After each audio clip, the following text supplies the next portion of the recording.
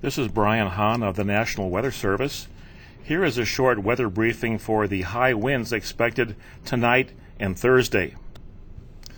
A wind advisory is in effect for the southeast Wisconsin counties of Milwaukee, Racine, and Kenosha from 10 o'clock tonight until 4 p.m. Thursday. This graphic shows the predicted peak wind gusts for Thursday, April 6th in southern Wisconsin. The strongest winds will be near Lake Michigan, where winds may gust to 40 to 50 miles an hour. Take some time to secure lightweight objects that may get displaced by strong winds. Area rivers are high from recent rains. Look for all the latest weather information and river level information on our webpage.